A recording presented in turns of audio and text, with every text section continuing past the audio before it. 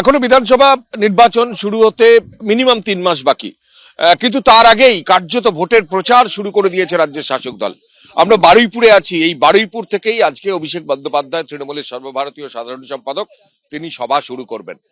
প্রথমে ছবিটা আমি দেখাতে বলবো ক্যামেরা পার্সন সুবীর রায়কে, যে এখানের যে সভা, সেই সভায় বার্তা তো দেবেনই তিনি, কিন্তু সেই সভার একটা মঞ্চ জুড়ে একটা অভিনবত্ব তৈরি হয়েছে। অভিনবত্ব হচ্ছে মূল মঞ্চটা আমার সামনের দিকে, মূল মঞ্চ, কিন্তু মূল মঞ্চ ছাড়িয়ে বেশ অনেকটা দূর পর্যন্ত আমরা দেখতে পাচ্ছি এইভাবে র্যাম্প তৈরি করা হয়েছে। অর্থাৎ অভিষেক বন্দ্যোপাধ্যায় মূল মঞ্চে একটা নির্দিষ্ট জায়গায় বক্তৃতা দেবেন না, সেই মূল মঞ্চ থেকে সাধারণ যারা কর্মী সমর্থক তাদের একদম কাছে চলে যাওয়ার জন্য এইভাবে র্যাম্প তৈরি করা হয়েছে। র্যাম্প দিয়ে হেঁটে হেঁটে তিনি একদম শেষ স্তর পর্যন্ত পৌঁছে যাবেন।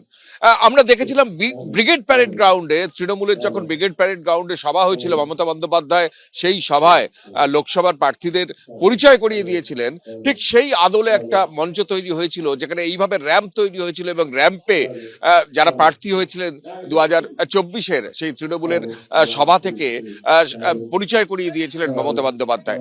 আজকে ঠিক সেইভাবে সাধারণ কর্মী সমর্থক, যারা তৃণমূলের কর্মী সমর্থক, তাদের কাছে চলে যেতে, তাদের মন বুঝতে আমরা দেখতে পাচ্ছি এইভাবে র্যাম্প তৈরি করে দেওয়া হয়েছে গোটা মাঠ জুড়ে। অর্থাৎ সেই র্যাম্পের কাছে চলে যাবেন অভিষেক বন্দ্যোপাধ্যায়, র্যাম্প দিয়ে সাধারণ মানুষের কাছে চলে যাবেন। এইটাই হচ্ছে আজকের সভার যে মঞ্চের অভিনবত্ব। এবং তুমি যেটা বলছিলে যে 19 দিন ধরে 26টা সভা করবেন অভিষেক বন্দ্যোপাধ্যায় শুধুমাত্র জানুয়ারি মাসে। 27শে জানুয়ারি পর্যন্ত, আজকে 2রা জানুয়ারি থেকে 27শে জানুয়ারি পর্যন্ত 19 দিনে 26টা সভা করবেন। এবং সেই সভা একদিকে যেমন তমলুকে আছে, অন্যদিকে কাঁথিতে আছে, বনগাঁয় আছে, বারাসাতে আছে, উত্তরবঙ্গ থেকে দক্ষিণবঙ্গে প্রায় প্রত্যেকটা জেলায় একাধিক সভা করবেন অভিষেক বন্দ্যোপাধ্যায়।